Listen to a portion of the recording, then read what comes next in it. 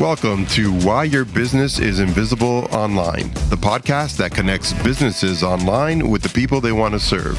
Joining me are my two co-hosts, and here they are. I'm Jim Filatico. When I'm not helping my clients grow their businesses online, you can find me traveling with friends and family. Hi, I'm Kelly Biggs, and I'm the AT alien of the group. I love hanging with friends and family, and when I'm not doing that, you can find me on Peloton. I've clocked over 2,000 rides so far. And I'm your host, John Manatas from Oakville, Ontario, Canada, with my guitar in hand, my Wi-Fi on life support, but always in tune with my clients.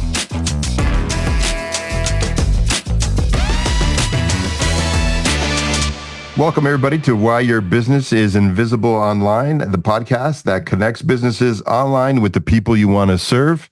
I'm here with my co-hosts, Kelly Biggs and Jim Filatico, and I'm John Manatas. This week, we're going to be extending our discussion around websites because they're just that critical. And we want to spend some time really talking about what we face constantly. When we meet a new potential client, or even when we start with a new client, we typically get let's get the website done quickly and let's move on to the things that are going to generate leads. And while leads are obviously why we're here and they're important and what gets you the ROI, we really need to spend some time talking about the stories around what makes a website the solid foundation that you need before you can be found online.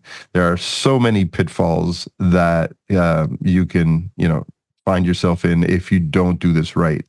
And so we're going to spend a number of episodes making sure we've exhausted this topic, because without a great website, it's not only going to be an issue when somebody arrives at your website and quickly bounces off of it because it's not built properly, but more importantly, you're never going to be found if you don't have the right foundation. The Google robot, for example, just to keep it simple, is when it scans your website, it's just going to hit so many roadblocks that you'll never be found. So we thought we would spend some time today getting into some of the stories we've had in the past with a variety of different clients that have allowed us to fix their website. So when you hear us saying, "Oh, that's a bad website," bad means something different to us. It's not about the look of the and feel and the pictures and the colors, although it has to be also about that.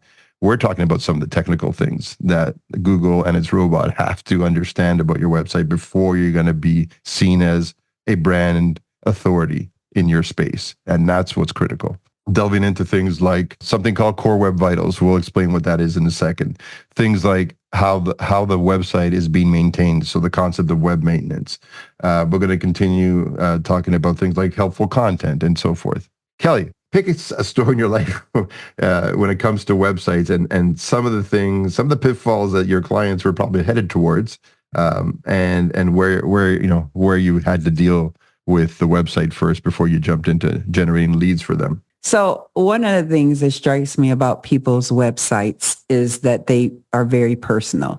So no matter how much they paid for it, at some point, they're all awfully proud of this website, right? And I get it. You had to spend some amount of time to get into your website. What I find, and I learned quickly, is that this idea of you can't call the baby ugly if you want them to be your client, right? And so it's like, I just remember I had this client one time, and actually they, when I went to the website, it felt to me, because I think there's a feeling, right? It felt very juvenile. It felt very elementary, which was intentional on their part, because what they were trying to do is make it was a diaper service. It was a diaper service, Makes right? sense. And so, but it was a lot of diapers like falling from the sky, I think, if I remember. And so, like in my mind, I was like, oh, okay, surely they want to change the website. And so, but when I got on the phone with them, something told me just ask the question. So how do you feel about the website? Oh, I love it. I love my website. I love it. Well, okay. What do you love about it? People say they see my website and it's happy when okay, that's first. Everybody, if you just go from the fact of everybody, no matter how, and I'll say ugly, it wasn't ugly necessarily, but ugly from a standpoint of if you are trying to get found on the line, this is not going to be successful for you. Right. And so what does that mean? So let's stick with them. So it's a solopreneur. She has this wonderful diaper service to help people who are really more into natural diapers, right? So people who want that as a service, and I think she had products. So semi e-commerce, semi service. She did both, so meaning that it needed to be hyper local, right? So first things first, the number one trust factor on any website is what? Yeah, the phone number. The phone number, right? And ideally in the top right-hand corner. Right. Why? Because real businesses have phone numbers. They just do. And so we talk a lot about somebody has to be able to trust you. If I can't call you, especially like if you're e-commerce and you're doing something for Black Friday, I want to know that if this doesn't work out, I got somebody to call, right? Exactly. Just that simple. That's number one. I would say. Where was this website's phone number, or wasn't there at all? I don't think she had one at all. I don't think she had one at all because it was kind of like a part-time business. I think I find a lot of small businesses kind of fall into that. That's not necessarily who we deal with, but I'm just saying like, if you're building a website, these are components that you want to think through. I get it. You don't want people calling you all the time because you got a day job, right? But your clients don't care that you have a day job. They want you when they want you, right? So hire an answering service or whatever you need to do. So the next thing is the hero image. The hero image is that first big image that you see on somebody's page. And so just conceptually speaking, for me and my clients, I don't want that to, number one, be a stock photo. You don't, because then that's why you have like certain industries, every picture looks exactly the same, right? So if I'm a lawyer, I want it to be my team. I want it to be maybe me helping a client. I don't want it to be a video. Yeah, those videos cause problems. I know I've had similar issues, even though they look amazing. We'll talk about Core Web Vitals later, but and I'm sure did they actually want a video eventually or no? I don't think in this instance she did not want a video. Okay. But the next thing is generally when you have to put the words on the page, right?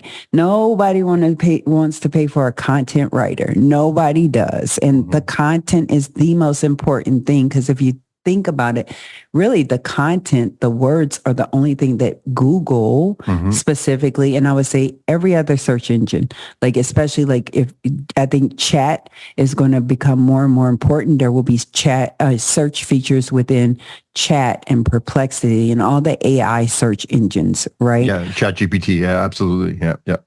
And so they're looking for words. And so one of the things that I do, and I did with her, is there's this book that I love by Anthony Bounds called The Jelly Effect. And he talks about this idea of the afters. After working with me, clients get what, right? So it's a brilliant because you can take that into any profession. So let's go with her.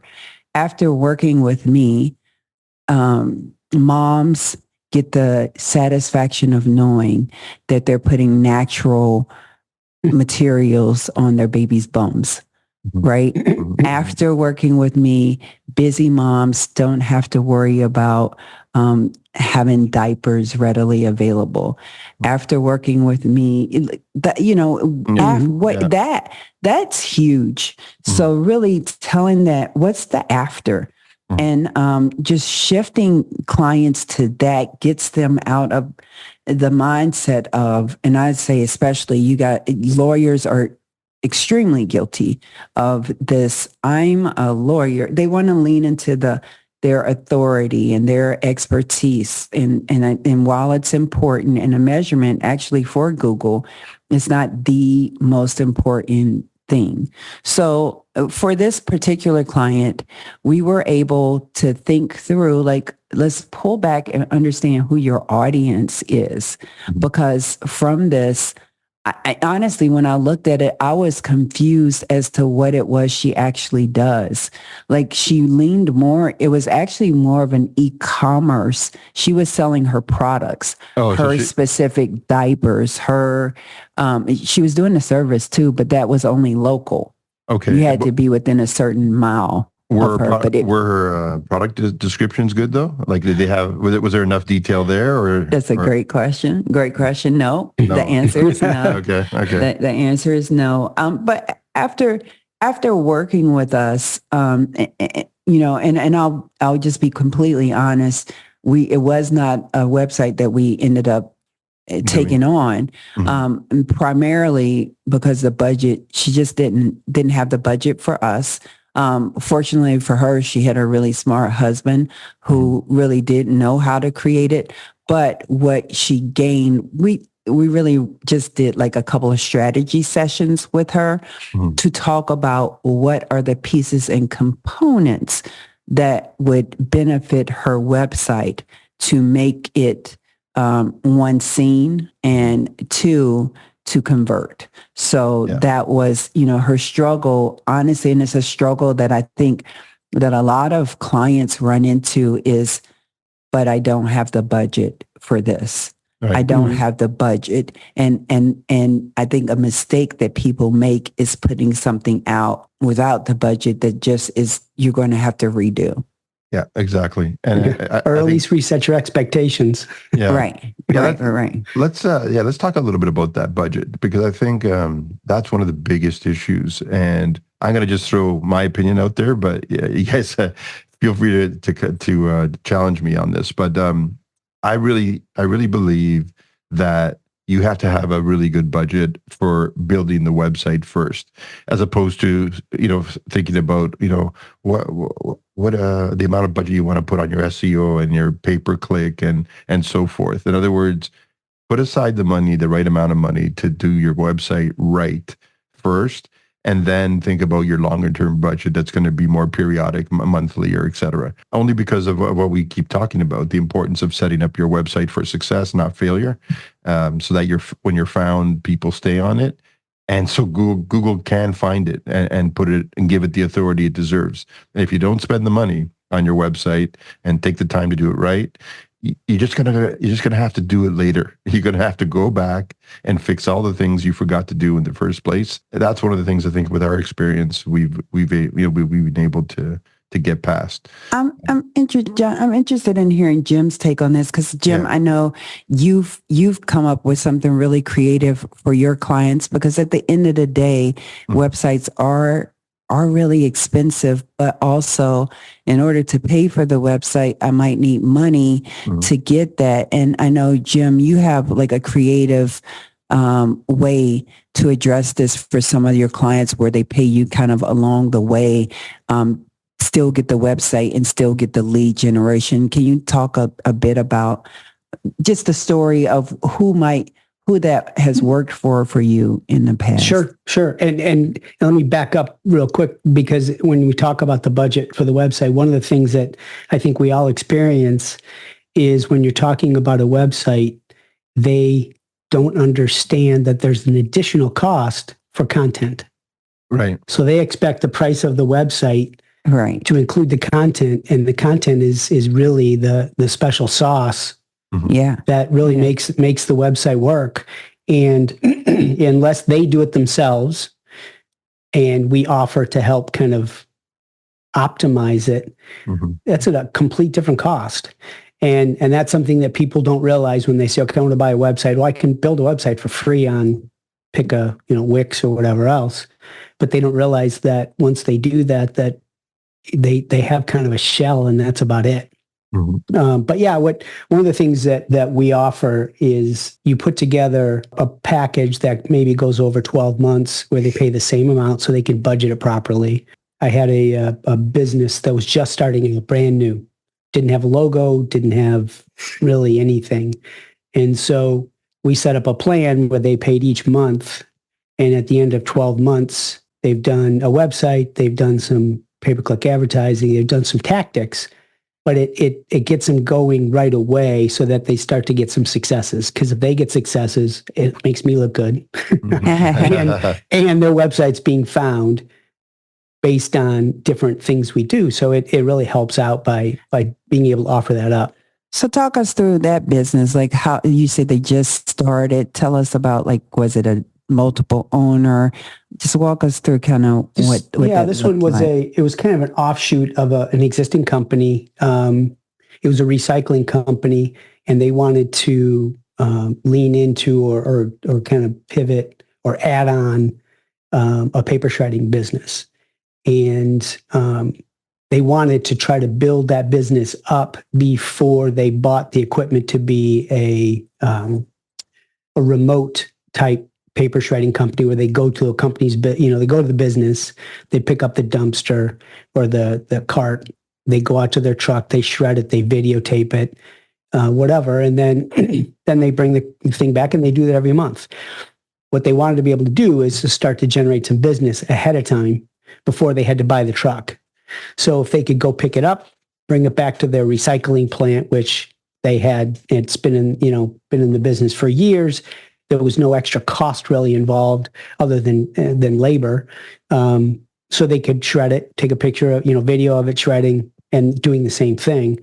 And then build the business up. And then once they, got X number of clients, whatever they determined it was important. I think they said a client was worth maybe $1,200 a year or something. No, it was more than that. But anyway, they could figure that out and then figure out, okay, it's time to buy that truck, right? Because I'm sure it's a big capital investment. So by offering them that monthly cost as opposed to $10 or $12, $15,000 for a website. Oh, by the way, I need half down and half when we launch.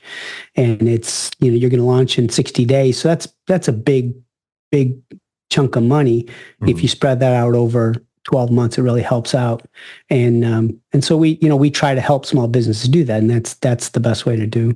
Yeah, that makes sense. I think we owe it to them to explain why the website component of that budget is going to stretch out for a while, because a lot of their long-term success is dependent on that website being that solid for the client's views in terms of aesthetics and how it looks and how easy it is to get through all the pages and navigation and all that amazing stuff that makes ease of use and makes it attractive. But one of the things I find in our business is that they don't really explain what the importance of the behind the scenes technical things, and we'll get into some of that stuff. But the Google's robot needs to see to give you the authority that you need in the long run. So, and I think you do that well, Jim, and with your clients.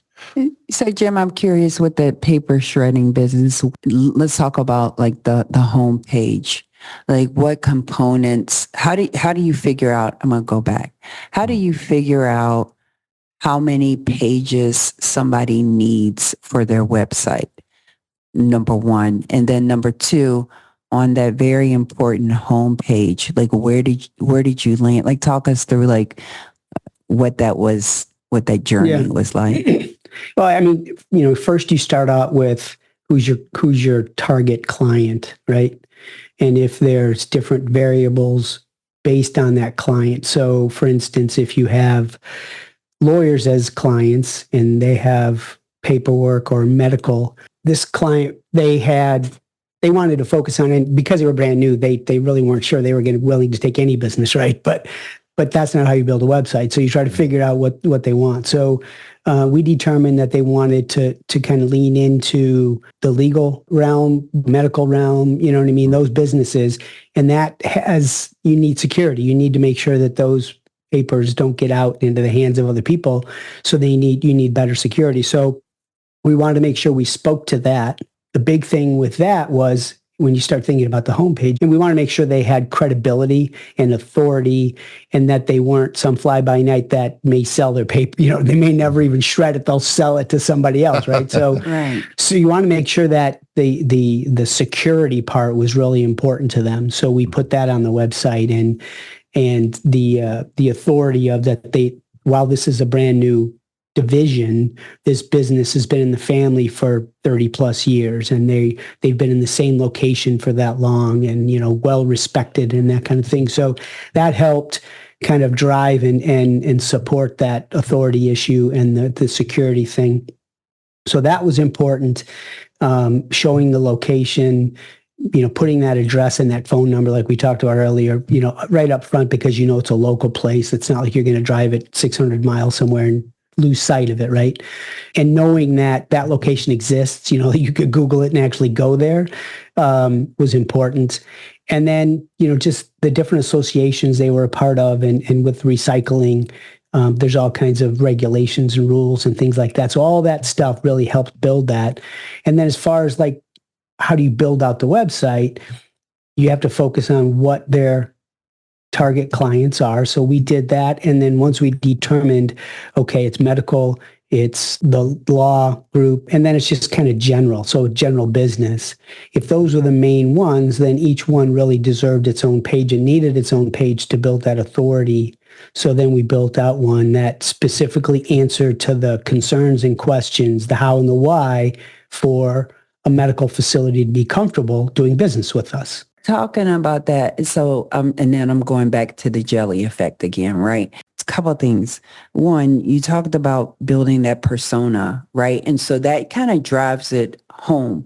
I was actually watching something. The other day, and somebody was being interviewed about marketing, specifically social media marketing, and they were asked, like, you know, do you change what you say depending on whether you're on TikTok or TV or whatever? And the marketer answered, actually, I think correctly. He's like, no, it's because I'm talking to the same people.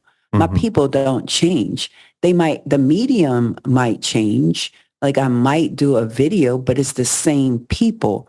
So getting back to what you said, I think it's important that you did that work because what you're saying to a lawyer is then going back to the afters, the lawyer has peace of mind working with them because they know that their files are being shredded correctly. And by the way, this is our process for how we do that. And this is why people who don't think about that every day or do that exercise of getting to that on their web, this is what we mean, John. I think when you ask, like, what's an ugly or a bad website, it's that one who's just like, I shred papers. Oh, right. Okay. Yeah. It's a one-liner, and then you're supposed to understand what that means. And it doesn't, like I'll say again, it doesn't say the how and the why. Yeah. You know, I do it this way with security cameras. I give you a signed piece of paper saying that it was shredded at this time, it took this long, it was this many pounds, whatever it is, so that you can feel comfortable that your client's information is not being, lost or shared with anybody else. So, so that, and I agree with you, you have to have kind of a single brand voice, but depending on who you're talking to, who those targeted clients are, they have different needs and different concerns. So you talk to that, but in the same kind of brand voice. So, a general business may not be concerned about that as much. or they treat, I came from manufacturing background. There were certain things that we had to put in the shredder because it had either stuff about patents or things, or, that notes or whatever. And so you had to be careful with that, and you don't want that getting into the wrong hands. So some of the concerns secrets, right? Some of the things are the same, but some of them are unique to different types of customers. So then you build that out, and then we've talked about the about us. That kind of goes back to who we are, building that authority.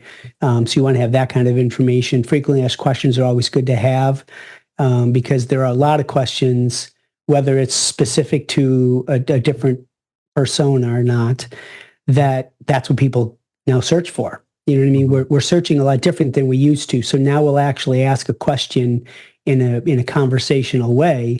And if you have those answers, how quickly do you get to our business when we call you to do a shredding job? Yeah. How much does it cost? Do I have to sign a contract? All these different things. And if you answer those questions ahead of time, they feel more comfortable than clicking that upper right-hand corner with the phone number. Yeah. It also helps, John, I know you know this probably better than I. It also helps, how in Google, when somebody's typing for like shredding, maybe they type shredding business, but then down underneath it, they have those snippets of questions that people, where it says, I think now they've changed it. People also ask. Yeah. And then if you have the right thing, and there's even a science to that, right? So if it's, how often should I shred, something like that. If that's the question, the answer should be, you should shred this, there's a formula to even how you answer the question, right? Absolutely. Yep.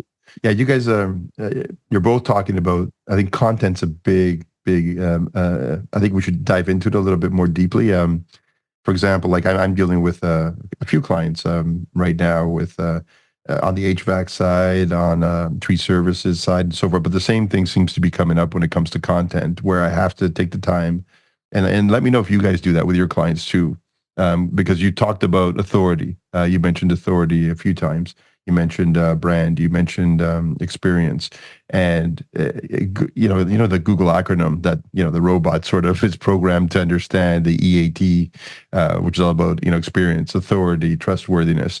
Those elements have to come out in the content. And so when I'm having conversations with my clients, I literally walk them through that and explain how we need more content that is considered helpful. My HVAC client, the question came up, why do I have to go into my website and add more content? I think I have enough content. And exactly what you guys were just talking about regarding authority and experience and so forth. I said to them, Google cares about helpful content. You have to give your clients or potential clients who are on your site enough information so that the Google robot understands that you're being helpful.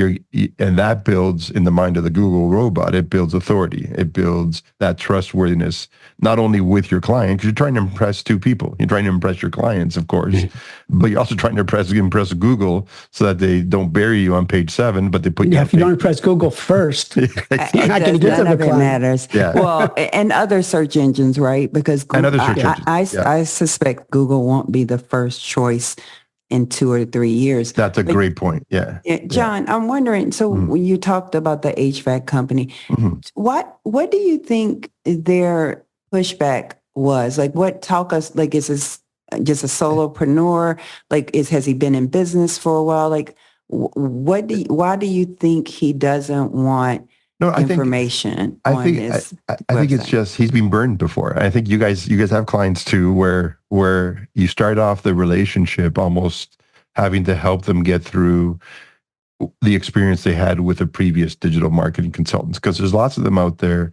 that don't necessarily have the best interest in mind of their clients. And say it isn't so. Yeah, say it isn't so. Yeah, exactly. And that's why we're doing this. I mean, really, isn't this why we're doing this podcast? Yeah. It's the whole point. And so I explained to him, I go, we need to take a step back and address the things that your website just currently doesn't have, because later on when we're trying to get you found, you won't be able to be found because Google or any other search engine company, whether it's Perplexity or whether it's ChatGPT and OpenAI in the future, they are all going to work roughly on the same sort of principles. And so, yeah, you're going to need better content that addresses, the questions that the current marketplace, your current customers or potential customers really want to know about. And so, we're going to have to address things that are going to build trust, that are going to build your authority, that are going to show the experience you have, and they're easy conversations actually. Once you explain it to once I explained it to this particular client on the HVAC side, he got it like right away. He said, "Okay, I understand. I understand why Google's asking for it. So let's do it. Let's go ahead and beef up our content." And then this is where we start to have fun behind the scenes. Another part of the easy conversation with him was talking about the keywords and the phrasing. And what I'm doing on his behalf behind the scenes, using the tools that we're given to find those keywords. What do clients today in the HVAC space, whether they're talking about furnaces or air conditioning, what do they really care about? And how we insert that in a very natural way, as opposed to, what they talk about, keyword stuffing. Keyword stuffing is a big problem for the Google robot today.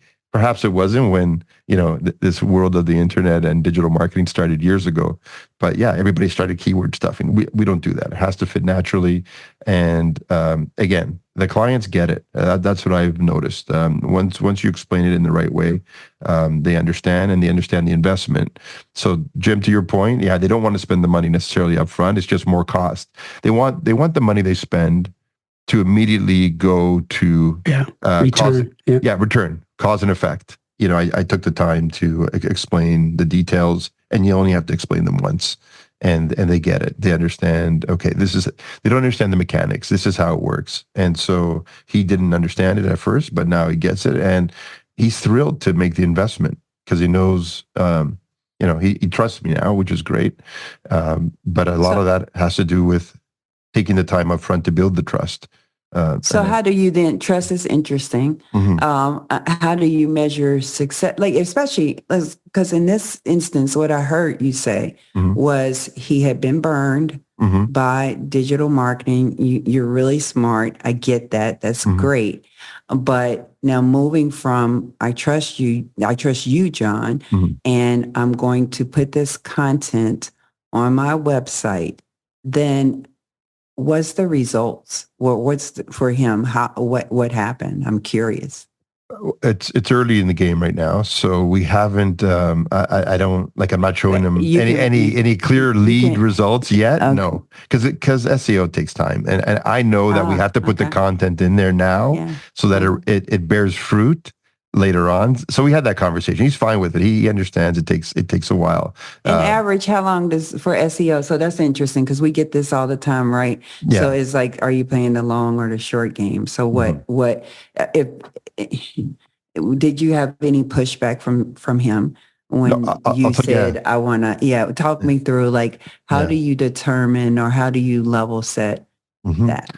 It was easier with this particular client because one of the things that he had been burned by was the previous digital marketer promised results fast, and he used a pay-per-click approach, but he wasn't really good at pay-per-click. He took a lot of his budget and wasted it.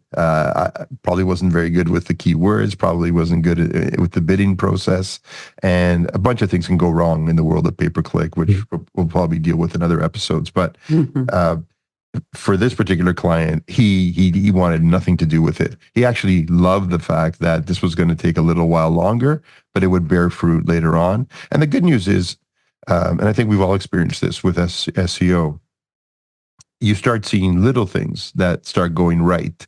Like these words are starting to show up. Absolutely. That are being picked up by Google.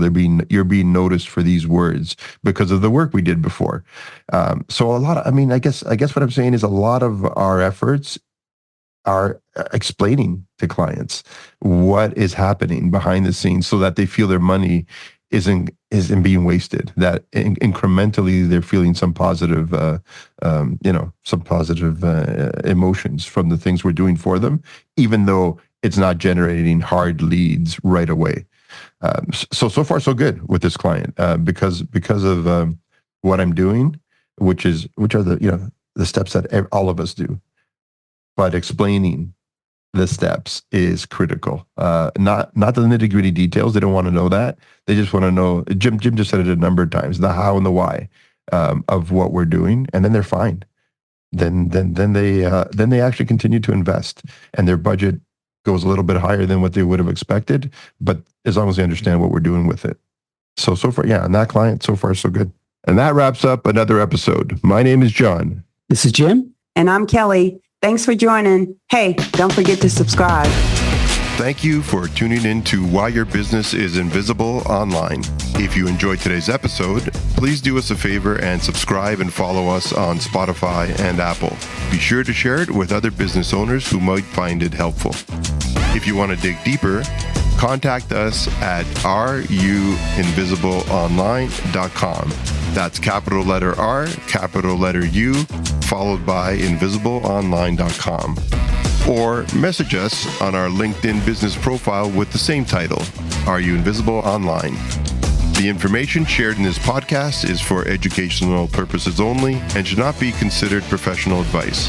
The views and opinions expressed in this podcast are those of the hosts and guests and may or may not reflect the official policy or position of WSI Corporate. Always consult a qualified digital marketing expert before making significant changes to your online strategy. Until next time, keep connecting with the people who matter most to your business and join us for our next episode.